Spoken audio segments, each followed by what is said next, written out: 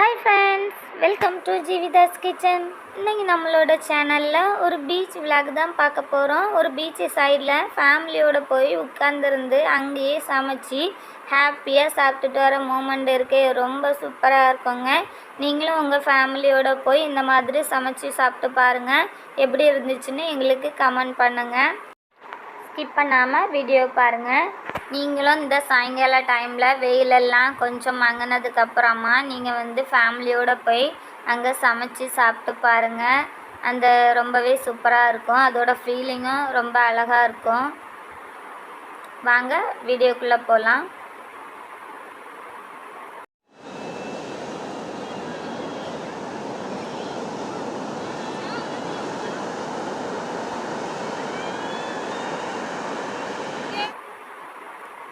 இப்போ ஒரு பாத்திரம் எடுத்து வச்சுக்கோங்க. அதில் கொஞ்சமாக தண்ணி சேர்த்துக்கோங்க.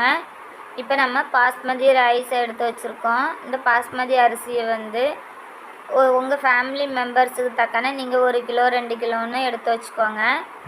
இப்போ இதை ஒரு கப்பில் அளந்து தான் போடணும். நீங்கள் எத்தனை கப்பு எடுத்துருக்கீங்கிறத அளந்து தட்டிக்கோங்க. நாங்கள் 4 கப்பு பாஸ்மதி அரிசி எடுத்துருக்கோம்.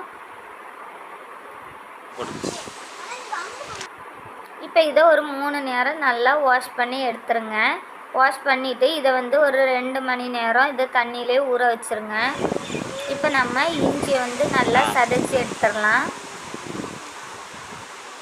இப்படி சதைச்சி எடுக்கிறதுனால இஞ்சி பூண்டு டேஸ்ட்டும் கொடுக்கும், ஒரு நல்ல மணத்தையும் கொடுக்கும்.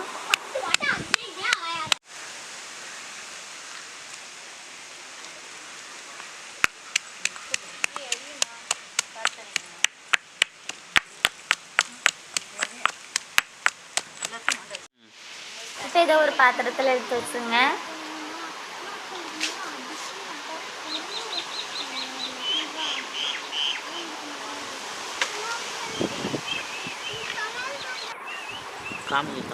இப்போ பூண்டையும் அதே மாதிரி சதைச்சி எடுத்து ஒரு பாத்திரத்தில் எடுத்து வச்சிடலாம்.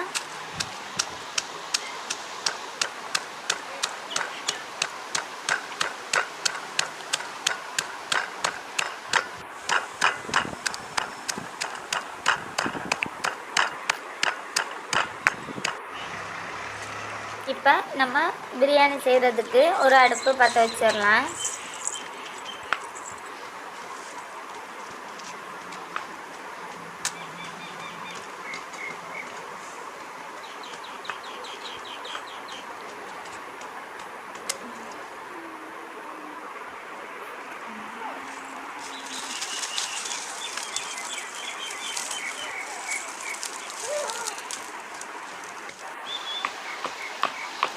இப்போ பாருங்கள், நல்லா நெருப்பு கட்ட ஆரம்பிச்சிடுச்சு. இப்போ நம்ம ஒரு பாத்திரம் எடுத்து வச்சிடலாம். இது நீங்கள் பிரியாணி எந்த பாத்திரத்தில் செய்கிறீங்களோ அந்த பாத்திரத்தை எடுத்து வச்சுக்கோங்க. இப்போ இதில் நம்ம 1/2 லிட்டர் ஆயில் சேர்த்துக்கலாம்.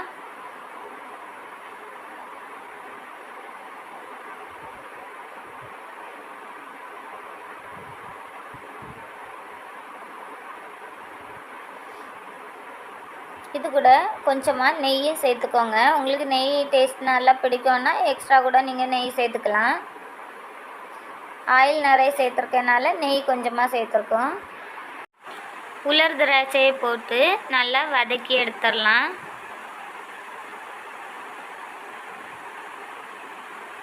இது கொஞ்சம் வதங்கினதுக்கப்புறமா நம்ம முந்திரி சேர்த்துக்கலாம். இப்போ பாருங்கள், இது கூட எல்லாம் முந்திரி சேர்த்துருங்க.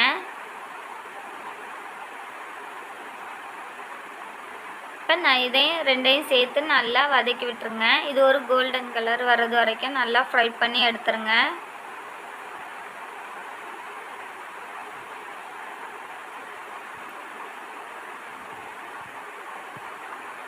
பாருங்கள், நல்லா ஃப்ரை ஆயிடுச்சு. இதை நம்ம ஒரு பாத்திரத்தில் மாற்றி வச்சிடலாம்.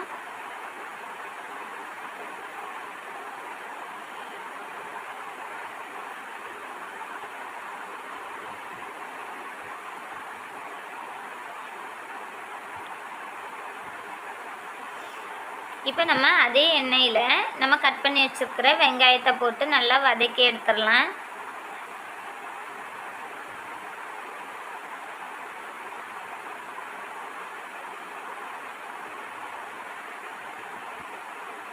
இப்போ இதை நல்லா கிண்டி விட்டுருங்க. இது ஒரு பொன்னிறமாக வர்றது வரைக்கும் நல்லா வதக்கி விடுங்க.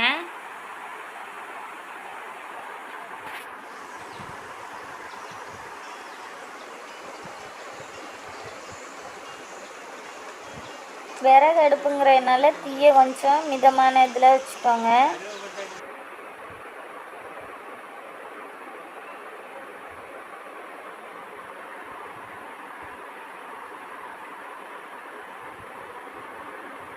இப்போ இதை ஒரு பாத்திரத்தில் மாற்றி எடுத்து வச்சுருங்க. இன்னும் கொஞ்சம் கூட நீங்கள் வதக்கி விட்டுடலாம். இன்னும் கொஞ்சம் கோல்டன் கலர் வர்றது வரைக்கும் நீங்கள் ஃப்ரை பண்ணிவிடுங்க.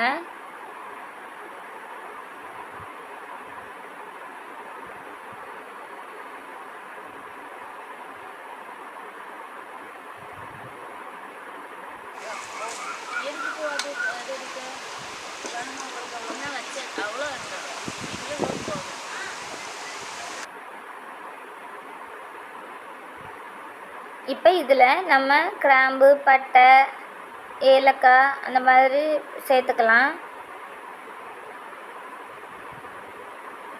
இது பிரியாணி மசாலாங்கிற பேக்லேயே இருக்குது, நாங்கள் போட்டிருக்கோம். சோம்பெல்லாம் சேர்த்துருக்காங்க, ஓமம், சோம்பு, பட்டை, கிராம்பு எல்லாமே சேர்த்துருக்காங்க. நீங்கள் அந்த பேக்கு கூட வாங்கி யூஸ் பண்ணிக்கலாம்.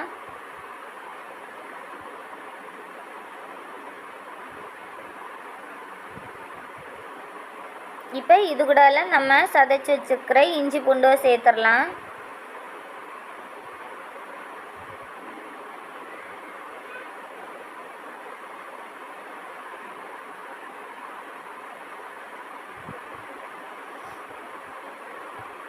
இப்போ இதை நல்லா வதக்கி விட்டுருங்க இந்த எண்ணெயிலே.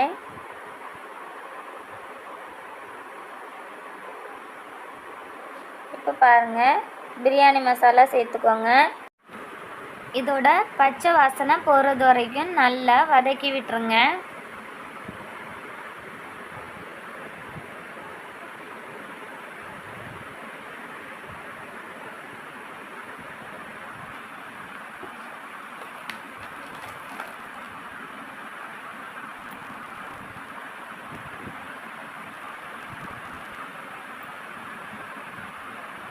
இப்போ நம்ம வதக்கி வச்சுருக்கிற வெங்காயத்தில் பாதி இது கூடால சேர்த்துருங்க.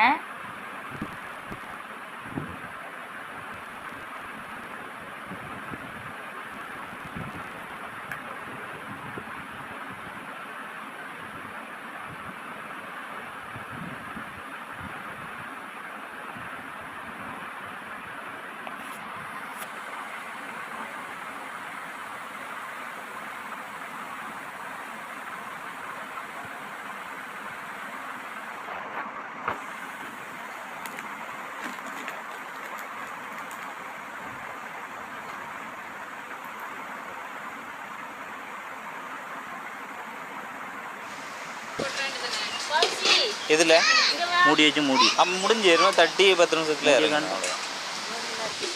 எடுத்து பின்னால் என்ன இருக்குது என்ன நித்யா? ஆமாம்,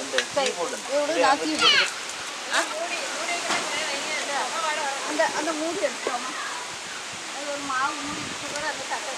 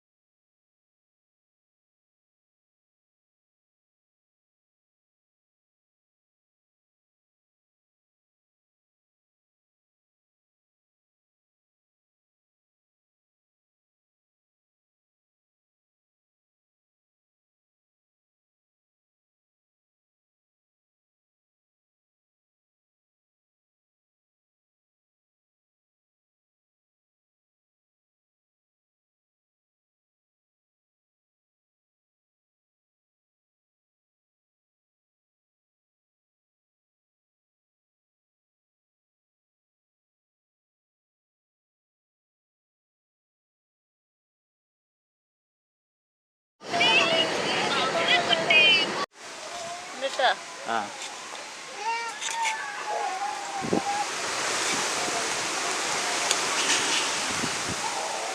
ம் சரி ஓகே ஓகேவா?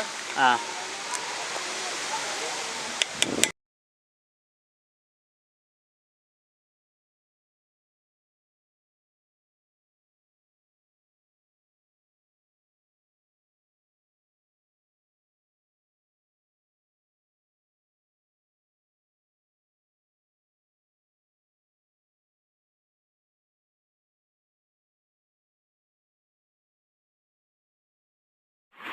சாப்பாடு ரொம்ப அருமையாக ரெடியாக இருக்குது. இப்போ குட்டீஸ் எல்லாருமே சாப்பிட போகிறாங்க.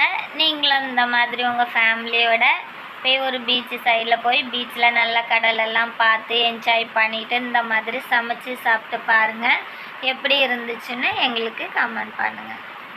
Thank you friends.